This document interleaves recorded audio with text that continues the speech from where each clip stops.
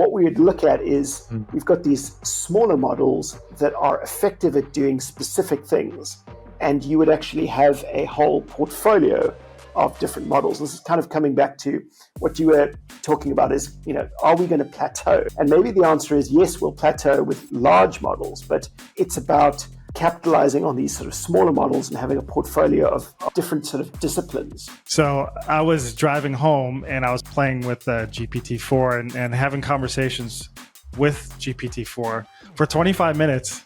Was a pretty fun conversation. And of course, my wife is like, who's that? So there's going to be more than just business, applications. Where Phi 3 Mini comes in with 3.8 billion parameters. So it sounds like a lot, but you're looking at a model that's about 14 gigs in size. So pretty manageable. With most storage on a lot of devices, that's something you could fit in.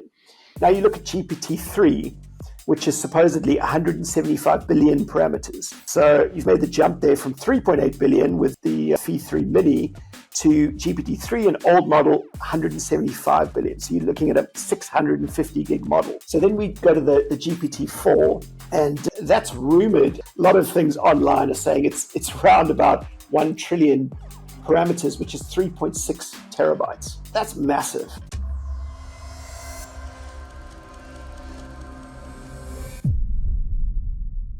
Yeah, I mean, this is a kind of news item, but I started unpacking it and it really became a lot more. And I thought, I'm not gonna mention too much about it and get both of your reactions, because it took me by surprise. I mean, we're used to large language models and they're trained on everything. They consume a huge amount of information, everything they can, sort of be trained on that exists almost. And, that forms the basis of this model that you can interact with and ask questions. So, large language models, they excel at sort of complex reasoning over these vast data sets. So if you look at something like legal or even medical or pharmaceutical, where there are peer-reviewed journals, there are white papers, clinical trials, reports, you name it, it can go through all of that and does an amazing job of being able to compare data, understand your intent, and actually fetch and the pieces of data you need. So way more powerful than sort of the human brain is able to do, and can comprehend really so much more. But you still send your data over to them, their responses stream back, and there are latency issues. They need to be hosted and they need to have specific hardware. So there are limitations in that. Even with GPT 4.0, we've seen much better latency speeds, but it still needs to go out. You need an internet connection, that sort of thing. Yep. So Microsoft recently announced the Phi 3, or was it Phi 3 or FOFUM? I don't know, but family of open language or open small language models, SLMs. So these are really the sort of most capable and cost-effective models for their size. They have incredibly low latency. And what sort of struck me is almost this evolution that we're seeing now where, like we did in web development, you had a large sort of application, that was compiled from a big data source. And, then we started going into client-side frameworks with components, and, everything was sort of these bite-sized of applications, which had all those performance improvements and number of other advantages. And it's kind of doing the same thing. So what we would look at is we've got these smaller models that are effective at doing specific things, and you would actually have a whole portfolio of different models. This is kind of coming back to what you were talking about is, are we going to plateau? And maybe the answer is yes, we'll plateau with large models, but it's about capitalizing on these sort of smaller models and having a portfolio of different sort of disciplines. So one thing to sort of unpack on these is, well, before I go into that, the other point that was interesting is these small language models can often outperform the large language models on specific areas like language or coding and math. So you've got these sort of giants that are incredibly good at a lot of different things, but they haven't been stripped down. So that was an exciting point that I thought, that you actually get better performance. But one thing that's also, and this sort of goes into the discussion, is the parameters on each model. And I didn't know a lot about parameters, and from the research, it seems fairly complex. I don't know, Makoto or Joe, if you know much about the parameters in a model, but I have a good analogy if you don't. and for our listeners. So I'll Okay. go into that. Let's hear So it. to understand the sort of model sizes, we look at the parameters. So you can imagine an analogy we could use is kind of baking chocolate chip cookies. So imagine you have a recipe book for making cookies. So each recipe has a list of ingredients. So you've got things like your flour, your sugar, your chocolate, and you've got specific amounts of each ingredient. So in this analogy, we would say, all right, our parameters are like the amounts of each ingredient in the recipes. So is it a cup of flour? Is it 2 cups of flour, half a cup of sugar, that sort of thing. The model is like the entire recipe book. So it's got all different recipes in it, or you can think of rules for making different kinds of cookies. And those are kind of your responses or outputs. So when you're baking, or you could say we're training the model, as an analogy of baking, you can adjust the amounts of those ingredients, or really the parameters, to get the best tasting cookies. So really the most accurate responses. So the better you adjust these amounts, the better the cookies or the output will turn out. So it's an interesting way of understanding it. So in kind of more complex recipes, larger models like GPT-4, you might have many more ingredients and need to be more precise with the amounts, just like larger models have more parameters to fine tune. So that's sort of an overview of what the parameters do. So now you see where Phi 3 mini comes in. It comes in with 3.8 billion parameters. So it sounds like a lot, but you're looking at a model that's about 14 gigs in size. So pretty manageable with most storage on a lot of devices. That's something you could fit in. Now you look at GPT-3, which is supposedly 175 billion parameters. So you've made the jump there from 3.8 billion with the Phi 3 mini to GPT-3, an old model, 175 billion. So you're looking at a 650 gig model. So then we go to the GPT-4, and that's rumored. I say rumored because I think it was Sam Altman. It was like, no, it's BS that it's 1 trillion parameters. But a lot of things online are saying it's around about 1 trillion parameters, which is 3.6 terabytes. That's massive. So that's not, now we're purely looking at storage of the model. We haven't looked at any of the processing or anything like that. So GPT-4 is still to be confirmed, but you've got massive size differences there. And this is where I find it exciting, is that the advantage of that small size is that these models can be deployed on devices without network connectivity, which is massive. So imagine you have something specialized in teaching or mathematics or anything like that. You can have it on your phone.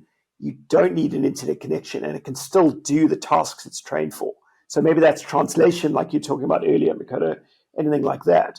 Whereas never be able to do that with a large language model. So then we look at things. Yeah, it just kind of opens up the possibility of what you can actually do and what you can build on. And what they've really achieved this high level of accuracy by finding new ways of training and scoping the material to kind of ensure the quality and condensed content as well, which is really smart. And that's kind of the refinements that I think we'll see. Like the plateau you're talking about, yes, we can probably only get models that'll be, a certain size. So let's say a few terabytes big, but, can we then break down so you have a medical model and a pharmaceutical model and an engineering model and, mathematics and all those things in there, tweaked for sort of efficiency in those. But you also look at some of the other things. So you said, well, even if you could fit a large language model, and your phone's going to run out of battery very quickly, and it just doesn't have the CPU or GPU to even handle the processing. So that's where it's smart as well, because the energy efficiency of those small language models, they need a fraction of the processing power and energy requirements to actually run them. We look then at kind of, well, what do we see if we project out? Like, what would these small language models be used for? You could think things like we mentioned, language translation, image recognition, tutoring, all things like that. And then you also have the possibility of hybrid.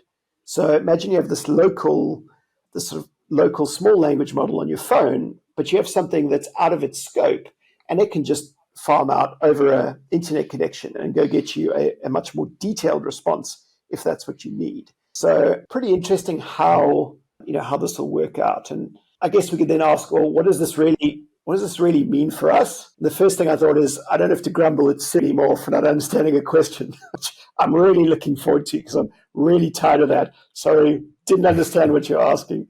So I guess we're going to get really capable virtual assistants that are going to really sort of, update. I mean, I'm sure the updated Siri will use something like this soon. Any other kind of virtual assistants. So, and then other things would be like car entertainment systems where your dictation is going to be kind of accurately captured, which is so important. And then wearables, teaching aids, those sort of things. So what really started out as sort of, small language models, what would you need those for? Really sort of opened my eyes in terms of, wow, that is a really valuable alternative to have. And I'm thinking even what we're working on, it's, you start to think, well, maybe we could have an application that has one of these models built into them because you get 90% of what you need potentially.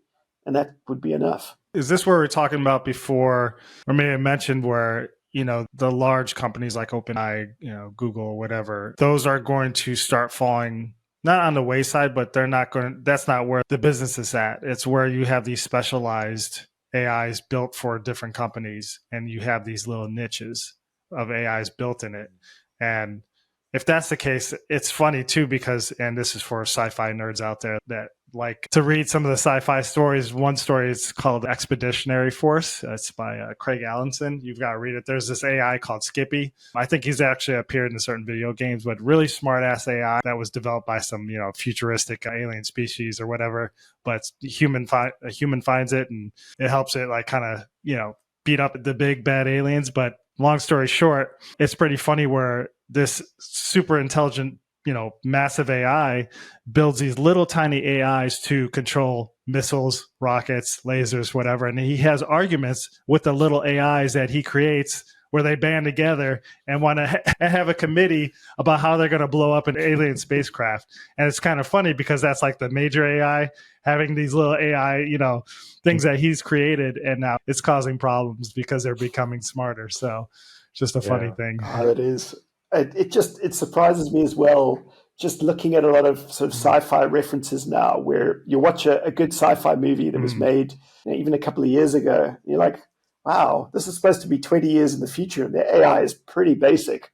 You're like, we've got way better AI now. So a lot of those fall flat now, and you think, wow, I don't think anyone predicted the sort of growth that we're actually experiencing. Kind of interesting too, just thinking of specialized AI models. I've always, had in the back of my mind, we want to get to a point where you have assistants that can do things for you. And so say to it, like, book me an airline ticket to Canada for the 20th of next month and find me the best rates. And, there's a few steps involved in that. It has to find the airline service. Maybe it books you a taxi there. It knows already that maybe you're a vegetarian. So, pre-orders your food in the plane for you. Maybe it plans your trip a bit better for you. Rental car for this today, books you an Airbnb, all these sort of separate tasks that it needs to do. But in order for it to do it, I've always sort of had the idea in my mind that, it would sort of farm out those certain specific tasks, each one of those steps in that process, in this case, to different models, right? So, okay, this is the booking model for, maybe even more technical. This is the model that understands APIs really well, and I want to interface with the Airbnb API. And this model is specialized in that. So the guy is going to grab that model, make use of it for that specific task. And then it sort of is done with that model and it discards it. Okay, next step, I need to, do something else technical, like maybe work out, how much this is going to cost. Okay, let me get your finance model, load up all your finance data into it and, and try and figure out what the billing is going to be for you and how much this is going to cost. And okay, now we've got a total for that. And sort of farms out all these different kind of specialized tasks, not just to one big GPT model, like you're saying, it's like rather specialized individual ones. It's not really the same as what you're saying. The benefits to what you're focusing on is really still accuracy in a small contained scope that you can have on your phone. So, but similar design, right? There's microservices of AI where you have sort of specialized sort of, points and everyone knows, oh, well, this is the best API model and, definitely use that one if you want to communicate with this point and things like that. It's just an interesting sort of perspective to it too. I think it is really interesting. And also, how accessible are these SLMs going to make AI as well? Because not everyone will necessarily be able to host a large language model. Even if they're open source, you still need pretty decent sort of servers and processing power. So the smaller ones, you'd think more people can host them, potentially more people can train them as well. A lot easier to train. You don't need the same resources to do that initial sort of definitely fine-tuning for sure. So I think there's a lot, imagine everyone is empowered to create these different models. Some of them stand out a lot more than others, and certain people take different approaches. I think, if this is open source, or at least I'm sure it'll move certainly in the sort of open source realm, we'll just see a lot more innovation when people can actually start training their own models and have them, as you say, specifically for things that they're good at. And I mean, how different is it really if you went to buy a car, you speak to the salesperson, and then you go to the finance person and chat to them, and then maybe you go to the service center and pick it up and chat to someone there, or whatever the case is. But, there's all sort of these, we arrange ourselves in kind of, society has, our kind of independent sort of expertises. Maybe it'll be pretty similar to that. So, well, I'm sure you guys seen Her, the movie with Joaquin Phoenix, where he's talking to the AI and it's his girlfriend. So I was driving home and I was playing with GPT-4 and having conversations with GPT-4. I'm going to say her because I had the female voice. So it was for 25 minutes was a pretty fun conversation. And of course, my wife is like, "Who's that?" So there's going to be more than just business, applications, but actually, the girlfriend AI niche or the wife niche or the boyfriend niche, whatever. It's scary. Yeah, I think it's going to become really big. Yeah, the sort of companionship AI, I think, is going to have a huge market. Kind of again, I'm still not too sure if that's a good or a bad thing. It's good because there's sort of, there's people out there that could really help them just to be able to talk and to be able to like discuss things with something better than with no one sort of wrapped up in their own head. But again, it's like, well, is this actually a good thing though? Is this, AI just going to agree with them and just sort of, say everything is fine, it's all okay. Whereas like a human might be like, no, like you need to stop, your fascination with, Sam Altman, like get over it. It's not good to be so obsessed with him. And like, it'll be interesting just to sort of see how that pans out. If it's like a very pandering companion or still something that can challenge you or push you forward or say, you should leave your dead end job and you should take that plunge into that new career path. It's good for you. Like, kind of what humans do, like we can sort of recommend and sort of guide people in ways which, they may not want to do, but we can tell it's the best for them. Whereas like, can an AI companion do that? Or will it just be like someone nice to talk to, just sort of, makes you feel better? But maybe that in itself is enough. The problem with that is even if they kind of have a level playing field and it's well balanced, you'll get someone who'll say, I want one that does exactly what I say, so I'm willing to pay extra for that. And, you're never going to get away from that, unfortunately. But I hear what you're saying. The other thing that comes to mind is... Go for it, Makoto. I was going to say there's little levers: motivational, less aggressive, introverted, extroverted. Totally smart ass, not really. Something like that. It'd be funny. You just have the random button. What am I getting today? Random. Yes. Let's go. Really, really sarcastic, mean-spirited. Oh, what's wrong with you today? It's not as if I hit the random button this morning. Now that I know it's an AI, I kind of was almost disengaged, though, in a kind of a weird way, because I was like, well, it's this kind of GPT-4. Maybe it's more, I guess, this is a more introspective question, because I've been dealing with AI so much. When I know I'm talking to AI, I have that immediate sort of suspension of disbelief. Like, this isn't really a character I'm talking to. This is just AI responses. And I could do that myself asking ChatGPT now. I'm not sort of immersed as I would have been maybe if I thought maybe a human came up with the story.